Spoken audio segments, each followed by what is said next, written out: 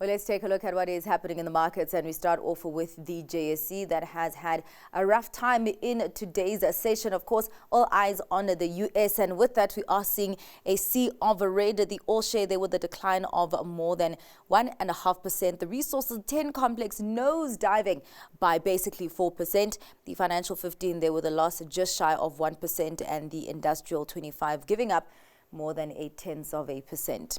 Let's take a look on those U.S. markets, Of course, where we have had Donald Trump winning the election for president. On that front, we are seeing very, very strong trading, very, very strong buying, particularly on the Dow. Of course, we are still waiting for the Fed's interest rate decision coming out tomorrow. But really, sentiment today is all about the election. The Dow there climbing more than 3%. The tech-heavy Nasdaq ticking up almost 2.5%, and the S&P 500 there with a gain of more than 2%. Let's take a look at what is happening with the markets across the Atlantic.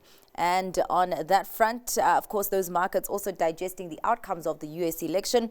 We are seeing a little bit of selling there. The FTSE 100 declining 0.14%, the CAC 40 down 0.5%, and so is the DAX.